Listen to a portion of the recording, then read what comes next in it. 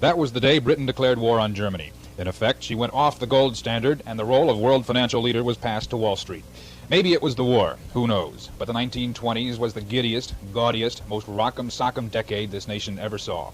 There were tremendous advances in technology. Airplanes were flying people coast to coast. There were Model A's and Model T's, speakeasies and flappers. We had real heroes then: Richard Byrd, Amelia Earhart, Lindbergh, Gene Tunney, Lou Gehrig, and the Babe. But the biggest game of all was the stock market. Stock prices were climbing to dazzling heights. It was the big bull market, and everybody was getting rich. The culprit was margin. Stocks could be bought as low as 10% of their cost. The balance paid when the prices went up. It worked as long as stocks went up. Then something happened. In September 1929, prices stabilized for several weeks. Tensions mounted. October 24th, Black Thursday. 13 million shares sold in a day when 3 million was high. Stock prices tumbled like a house of cards. The next day, Friday, bankers made a valiant attempt to save the market, to no use. The game players of Wall Street waited. Then it hit. October 29th, 1929. It was a Tuesday, Black Tuesday, the day America grew up. E.O. Cartwright was manager of the Dallas office of Fenner & Beam on that day. It was located right here in the Mobile Building, and he has vivid memories of Black Tuesday here in Dallas. In the days and weeks that followed the collapse of the stock market, October 29th, there was no immediate panic. Brokers leaping from Wall Street office buildings was more legend than reality. Even in New York, there was relative calm. Macy's reported Christmas shopping was at an all-time high.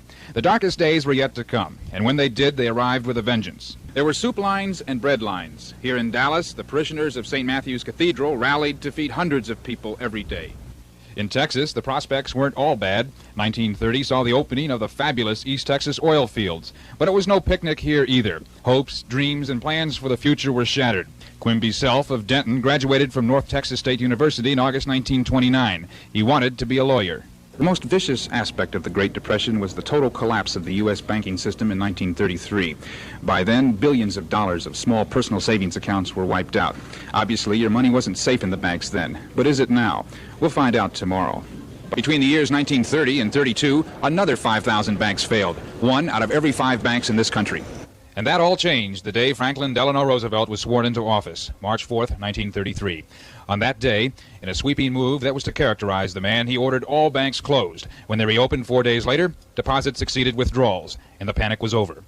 It was called the New Deal, and Americans embraced it with open arms. In 1934, the Securities Exchange Commission was established as the watchdog for the stock market.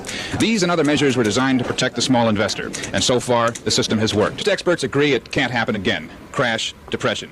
But many do, and they point to something called the Kondratiev wave, which says our next depression is right around the corner. More on that tomorrow. Bob Letter, Channel 5 Action News, Dallas.